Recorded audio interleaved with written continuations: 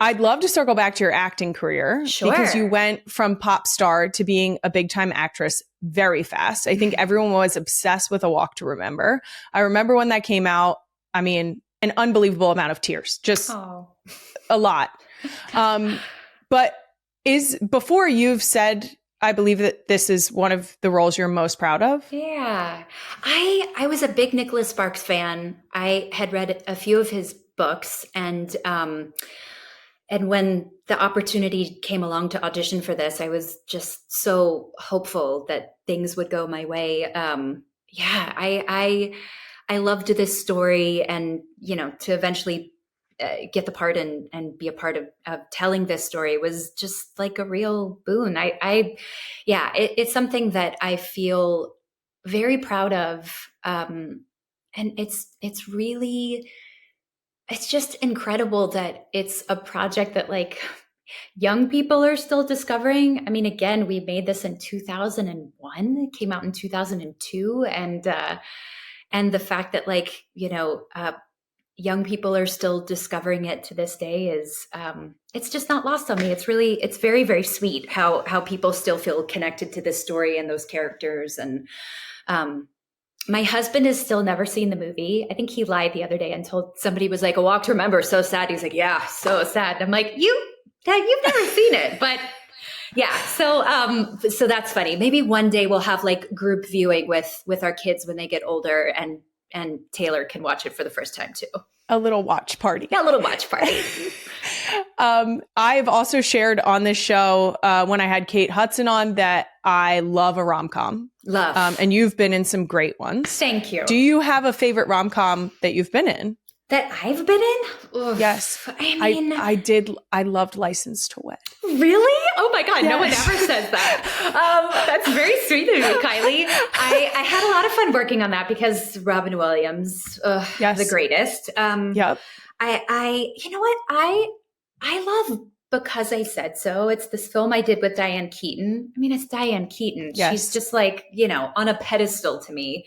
And the fact that like I got to work with her, she played my mom. Like, I mean, that was such a bucket list experience. I love a good rom-com. It was also such a sweet messaging, like the Because I Said So. Yeah. Like watching the relationship with you and her, and then the idea that like how many times as a kid were you told by your mom because I said so? Have you started saying that yet?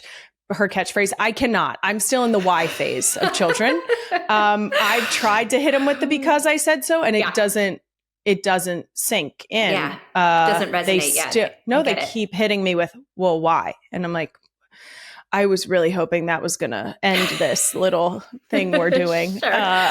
This back and forth. We're not there yet. For sure. Yeah. I'm not there either. I have little. So Because I Said So would just not translate whatsoever. Doesn't land. No. It doesn't land yet. No. It's been a while since you've starred in a rom-com. Yeah.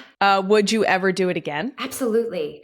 I feel like with the the success of shows like Nobody Wants This, I feel like rom-coms are starting to kind of like resurface again. And again, I'm an older lady now, so I'm excited to potentially see more stories for people my age, of like people at this juncture of their life, in parenthood, and maybe like second marriages, like all those sorts of things. Like I'd love to see that reflected on screen. So yeah, I would sign up to do another rom-com in a heartbeat. Now, when you were in This Is Us, which is another, just makes you feel those deep emotions so strongly. Yeah. I heard that was the first time you changed a diaper and learned how to swaddle. Is this correct? That is correct, Kylie. I did not grow up around babies. I skipped this sort of babysitting phase of life and started working too young. So yeah, by the time I got on This Is Us, I was in my early 30s. had never changed a diaper and didn't know how to swaddle. And so sweet Milo, who played my husband, had lots of nieces and nephews and had a ton of experience under his belt. So he was actually showing me before we were on camera, like showing me with these sweet babies how to do all of that, which came in handy just a few years later when I had my own kids. But yeah, I didn't know anything. Don't feel bad about that, because I had changed a diaper, but I learned from my maternity nurse how to swaddle. I still don't know how to swaddle. The minute we leave the hospital, I'm like, don't be a swaddle kid. Because if you are a swaddle kid, I'm going to have to take you back there at least 3 times a day to get it done right. They're so quick, right? In postpartum, they're just like, they're so good. And then all of a sudden they hand you this little baby burrito and you're like, how am I supposed to recreate that? They never get loose from theirs. Every single time I do it, their hands end up here. They just manage to find a little handout. Yes. I know. All of my babies were like Houdinis. They could always manage to get out of a swaddle. And I never really learned. And so then I quickly transitioned into sort of like the Velcro ones. Yep. Oh yeah. Right? I'd say like a top tip for moms, like you get the Velcro swaddles. That's it.